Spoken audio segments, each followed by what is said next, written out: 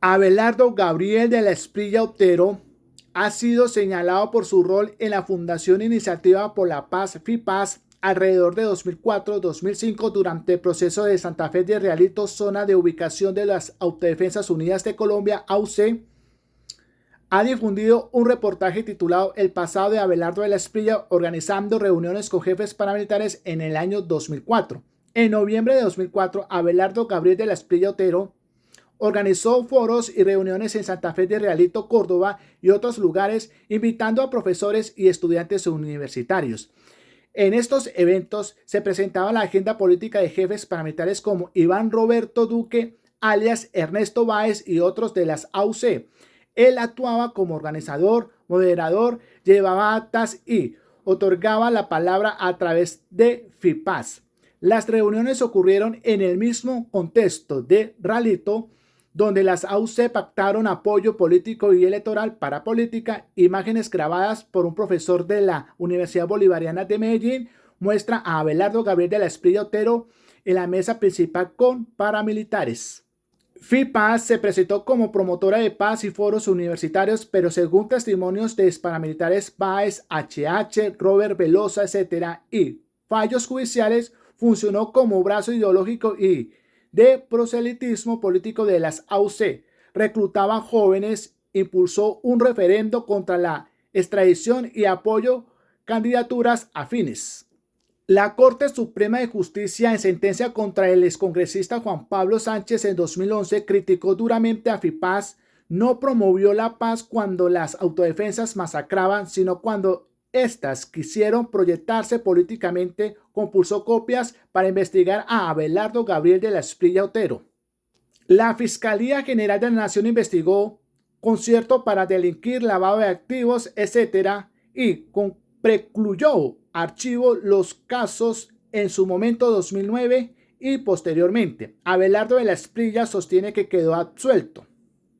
Recientemente, 2026, el senador Iván Cepeda Castro presentó denuncias penales y ante la Corte Penal Internacional por presuntos nexos, financiación bidireccional con AUC, vía FIPAZ, etc. Estas son acusaciones en curso. Hace 22 años, apenas iniciando su carrera, Abelardo de la Espriella fue el organizador de reuniones de paramilitares con profesores y estudiantes para presentar ante ellos la agenda política de los jefes del narcotráfico, en el mismo lugar en que cientos de ellos pactaron el apoyo armado de las AUC a sus campañas políticas. En julio de 2001, 127 políticos firmaron este pacto que les garantizaba la elección en las zonas de control de las AUC en las parlamentarias de 2002. 86 congresistas, todos ellos de la bancada del gobierno de Álvaro Uribe, terminaron en el expediente de la parapolítica de la Corte Suprema. A todos los congresistas que nos han apoyado, que mientras no estén en la cárcel, a votar las preferencias. En julio de 2003, Álvaro Uribe abrió negociación política con las AUC y les garantizó inmunidad dentro del área de Santa Fe de Realito. Y en julio siguiente, Salvatore Mancuso y Ernesto Báez, jefes de la droga en Córdoba y en Magdalena Medio, fueron ovacionados en el Capitolio Nacional.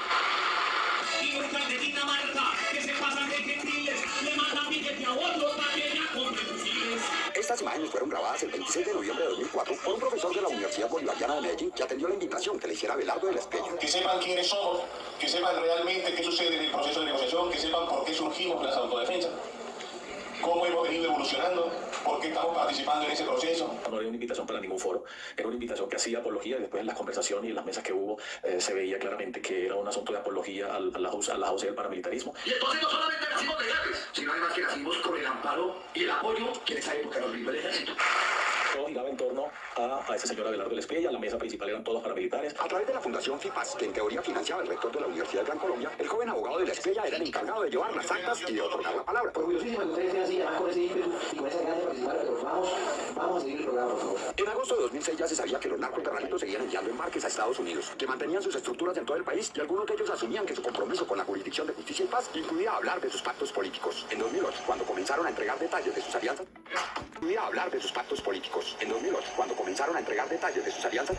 fueron masivamente extraditados. Las gestiones de Abelardo de la Espriella para el grupo de narcotraficantes de Santa Fe de Realito hace 20 años habrían implicado la administración de recursos de ellos, según la denuncia que el candidato Iván Cepeda presentó ante la Fiscalía Colombiana y la Corte Penal Internacional. La denuncia que radicó el candidato Iván Cepeda en contra de su rival en las elecciones, Abelardo de la Espriella, tiene como fundamento la posible injerencia y participación de la Fundación Iniciativas para la Paz, que el abogado cordobés fundó, dirigió y que realizaba eventos con universitarios, como se detalla en este video del año 2004. Hemos venido aquí no a hacer apología, hemos venido aquí a hacer crítica constructiva, hemos venido a trabajar por un mejor país. Esta organización participó activamente en todo el proceso de la llamada desmovilización de las AUC, pero actuó cuando esta organización todavía no se había desmovilizado. La denuncia de Cepeda, que radicó ante la Fiscalía y la Corte Penal Internacional, la cual hizo por 3 delitos: concierto para delinquir, financiación de terrorismo y enriquecimiento ilícito, asegura que la Fundación de la Espriella recibió financiación de los paramilitares. FIPAS fue financiada por las AUC, pero al mismo tiempo entregó recursos y financió a las AUC.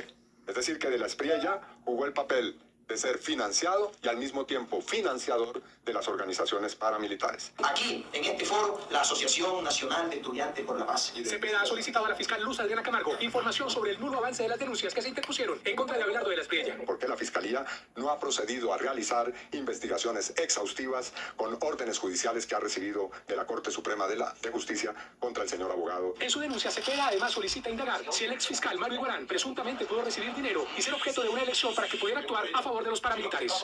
Noticias 1 conoció el borrador del plan de la campaña de Abelardo de la Espriella para reducir el presupuesto de la nación en 20 billones de pesos. Entre las entidades que desaparecerían están la UNP, el IMPEC, la ANLA, la Agencia de Minería, y entre las que se privatizarían están una filial de Ecopetrol, Satena y el Banco Agrario. Noticias 1 obtuvo este documento de la campaña presidencial de Abelardo de la Espriella, en la que se detalla la reducción del 40% del Estado que propone el candidato. En este borrador se plantea privatizar 39 empresas de la nación y eliminar 23 entidades, entre las que está la UNP, el IMPEC y la Agencia Nacional de Minería. Todos los beneficios que se puedan a los trabajadores. En el documento Política de Balance Fiscal 2026-2027 se propone privatizar, fusionar, eliminar y transferir funciones de 121 entidades y empresas estatales, con lo que teóricamente reduciría 20 billones del presupuesto de la nación. No puede haber una patria milagro si no hay trabajo. Entre las empresas que se privatizarían está el Banco Agrario, el Fondo Nacional del Ahorro, la aerolínea Satena y la empresa Cenit, filial de Ecopetrol, responsable de la distribución de hidrocarburos. Además, se propone eliminar la imprenta nacional y digitalizar el 100% de la información oficial. Y tengan mejores oportunidades de remuneración. La Autoridad Nacional de Licencias Ambientales ANLA y la Superintendencia de Transporte serían eliminadas. El Fondo Mixto de Promoción Cinematográfica, que gestiona la financiación de películas colombianas, también desaparecería. ¡Una patria para el arte!